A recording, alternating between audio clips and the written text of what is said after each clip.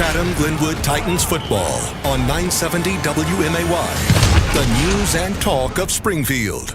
We had to force Sexton momentarily, but he got booted to the curb. We get Matt Banaitis and Josh Talley joining us now. Matt Banaitis, quarterback for the Titans. Josh Talley, running back for the Glenwood Titans. And I got to ask both of you guys, the offense comes out first play from scrimmage. You get a touchdown. Then things start to sputter a little bit. What do you start talking about on the sidelines to try to get everything back going the way it was off that first play? Because it just seemed it took a couple series before you guys got back into the flow.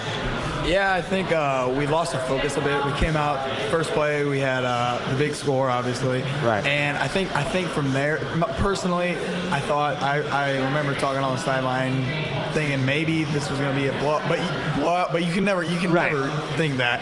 And that was one of my key mistakes that game, is thinking that. And then it took me a while personally to get back going again from that. So that's something I learned. Don't be making that mistake again. Well, and it seemed a little bit too, you had Dan Helm open in the middle of the field there, throw it a little bit behind him.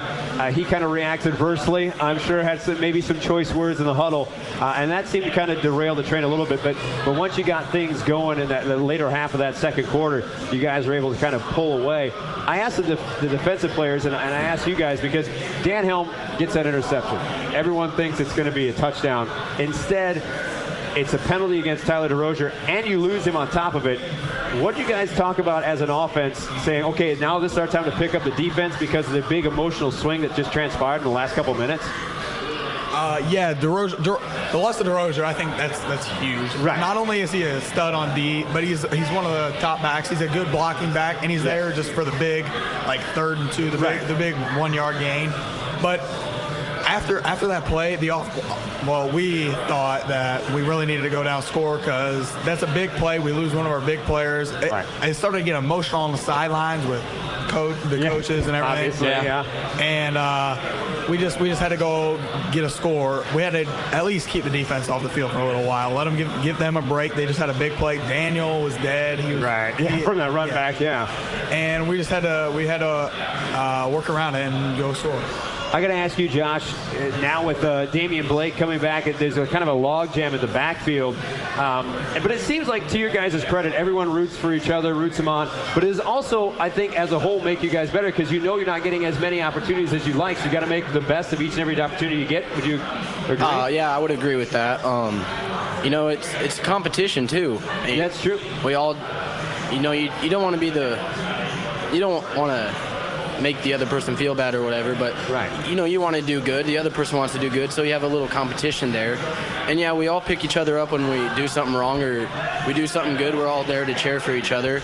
And then we have a great rotation going, so it's not like one person's getting a bunch of carries and then they're winded for the rest of the game.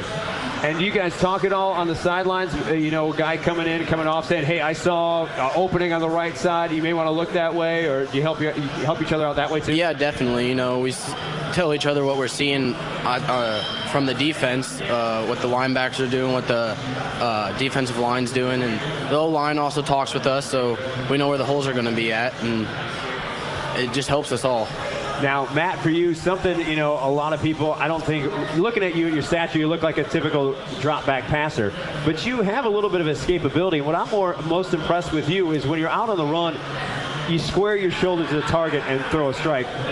Take us through that process, how important it is to square the shoulders when you're out there on the run to get enough heat behind a football. Oh, yeah. We like to do it the boot a lot. We've been doing a whole lot of boot this year. And so far, I've done pretty well. I think I've done pretty well at that. But there have been a few times, especially like in the practices where people don't really see it, that I haven't been getting my shoulders into it, and then it starts to sail on me. Right. But by the end of the week, I make the adjustment, get the shoulder, get on top of the ball, and keep the ball down. I don't.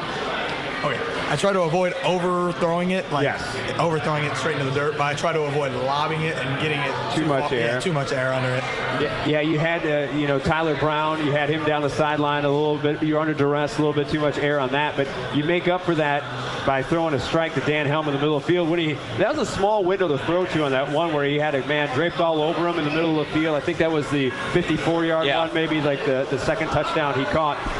Take us through that play a little bit. He kind of seemed like a skinny posts that you were throwing to him, and you just kind of get it close to Dan and hope he does the rest for you? Well, obviously Daniel's going to make a play on the ball, D1 tight end. Yeah. But we had been running that play. I think that was our third time running it, and it worked all 3 times. Yeah. I hit him once, and I missed him the other time, I think. And that it had been open real early.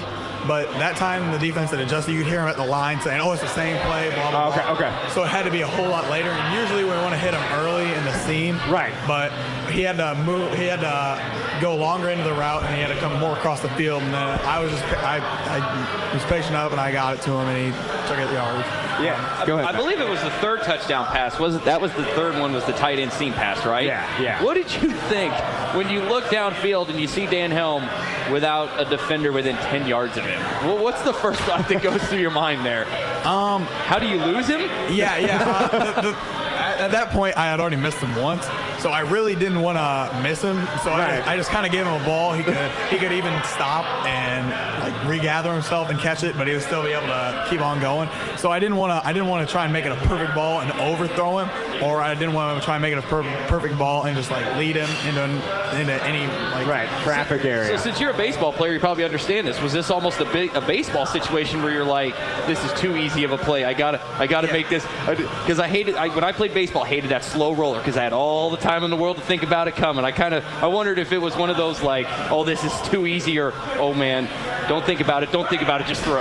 Yeah, I mean, during baseball and football, whenever you overthink about something, it's gonna get your focus off, and then you're gonna be pressing, and then you're gonna make a mistake. You don't want to do that. I got to ask you, Josh, besides running back, you play on the special teams as well. Obviously, B.J. Hill, a crafty runner, a little bit difficult to corral. Was he a guy that the special teams kind of focused on throughout the week of, kind of what his tendencies are when he's running back kicks?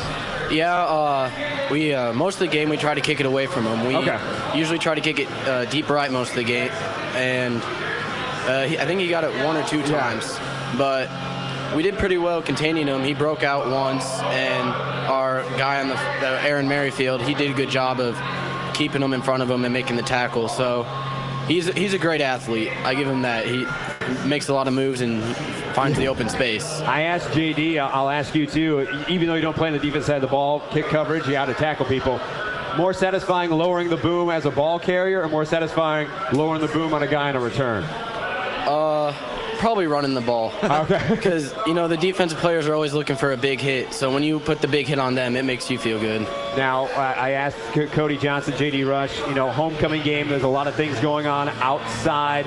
It's kind of difficult with all the outside things to stay focused sometimes. You took care of business on the field. You got I imagine you both going to the dance tomorrow night. No? No, I don't plan on it. Oh, look at this guy. He's a quarterback. He's like, I don't need that guy. He's too cool. He's too cool for the dance. Well, there goes my question to Matt. But for you, Josh, do you pick out your own outfit, or the date pick it out? Actually, my mom picked it out. Oh, there you go. Very nice. That's an honest answer. That is an honest answer right there. So you're just going to be breaking down tape, right? Breaking down tape for Rochester defense. That's what you're going to be doing? Yeah, especially like the last week or so, because I knew we were coming off a Lincoln game that wasn't much. Yeah. And I knew Southeast was going to pose a bit of a challenge to us because they played Jacksonville really well. Right. And we expected Southeast to come out playing hard, and they did. I'll give it to them. They did. And so I've the last week or so, I've been breaking down film like an hour or so a night on my phone. Just have the app. Very nice. I like it. So that's what your quarterback's going to be doing on Saturday night. Very nice. So, I think I want him doing that because I want more 200-yard, 3-touchdown pass games there. That was all right. Pardon my language, hell of a football game tonight, man. Great job. Well, we'll let you guys get to the food. Josh has some wings there waiting for him. He had to bring them over. He's afraid the linemen are going to eat them all. Yeah. So, Josh That's a smart Talley, move, though. Matt Banaitis, thanks for stopping on out. Thank you. Best of luck next week against Rochester.